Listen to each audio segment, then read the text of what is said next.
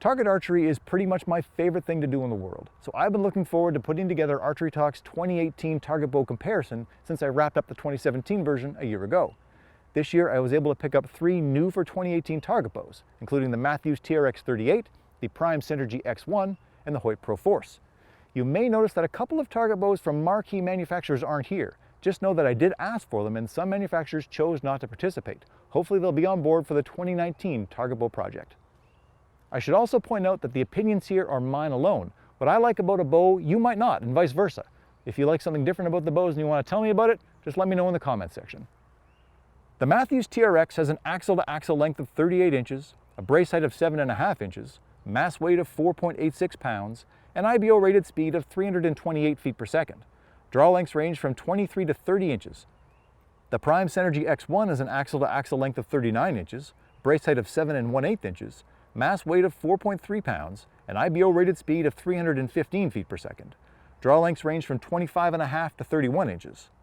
The Hoyt Pro Force has an axle-to-axle length of 35 3/4 inches, a brace height of 7 inches, a mass weight of 4.7 pounds, and IBO rated speed of 325 feet per second. Draw lengths range from 26.5 all the way up to 33 inches. When it comes to draw cycle, I'm giving first place marks to the TRX 38. You would struggle to find a smoother draw cycle on any other target bow. And while the valley is still pretty short, the new 70V let-off module is noticeably more forgiving than the TRX 7 I shot last year. I like to shoot this bow with the limbs turned down to about 55 pounds as I have some trouble staying consistent with it maxed out at 60.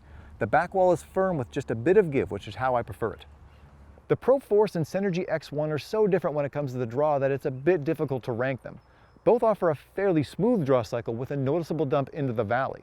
The Centergy is probably a bit stiffer, but I prefer the back wall, which is very similar to that of the TRX 38. The Pro Force has a slightly lighter pull and the wall is a bit softer, though it's firmer than on the Prevail I shot last year. I've got the Centergy X1 set up with a fairly short valley, but it is adjustable. The Pro Force has a very generous valley and a whopping 85% let-off, though other let-off options are available.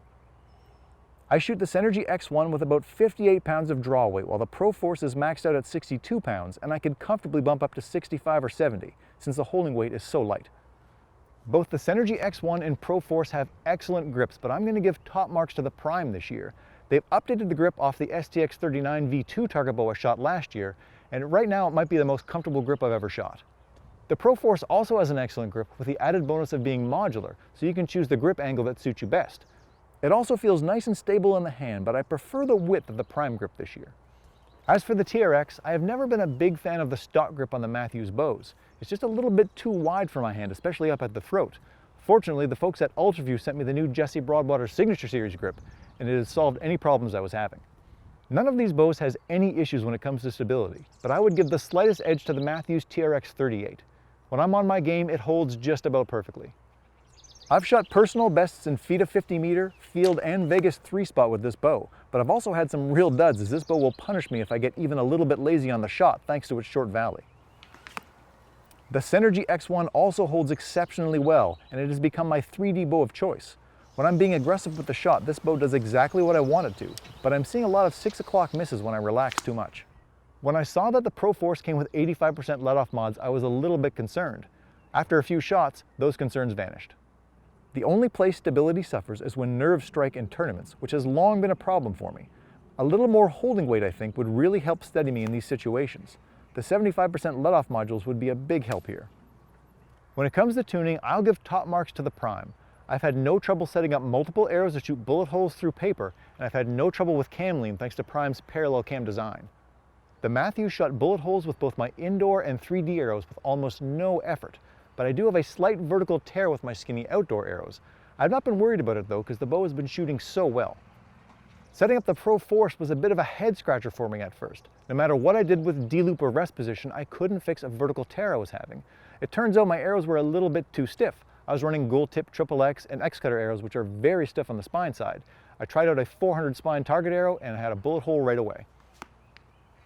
Setting up each bow with 60 pounds of draw weight and 29.5 inches of draw length, I shot a 350 grain arrow through a chronograph with each bow to figure out the top speed. The Prime came in with an average of 280 feet per second, the Mathews TRX was 285 feet per second, and the Hoyt was 292 feet per second. When it comes to fit and finish, flagship level target bows should be pretty much perfect, and that is about what I've experienced here. Not one of these test bows shows any visible flaws from the factory, so this category is pretty much a subjective one. Personally, I think it's hard to beat the look of the Pro Force. Dressed in silver ice, this is a killer looking target bow. The TRX 38 finishes a close second for me, as I always loved the look of a long riser design. The yellow color took some time to grow on me, but it really has. The Centergy X1 has more of a classic looking target riser. I like the ghost green color, but Prime has some very bright target colors that really stand out. Price and value is the easiest category for me to pick a winner here, and the clear winner is the Prime Centergy X1. At $1,600, not only is it $200 less than either the Hoyt Pro Force or Mathews TRX 38, but it also comes with both string and cable stops, and you get free replacement strings and cables every 2 years. That's amazing value for anybody who plans to own this bow for a long time.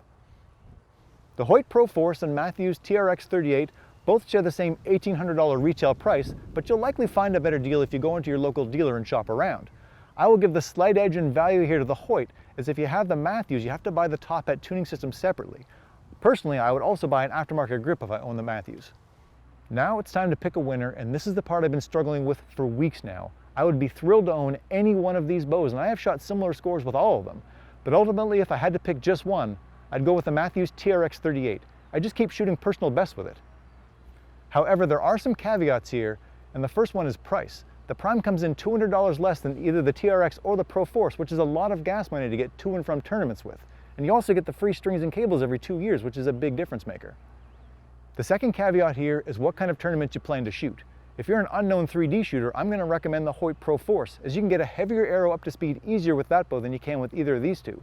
They all shoot about the same speed through the chrono, but I can crank up a lot more weight on the Hoyt without it affecting my shot.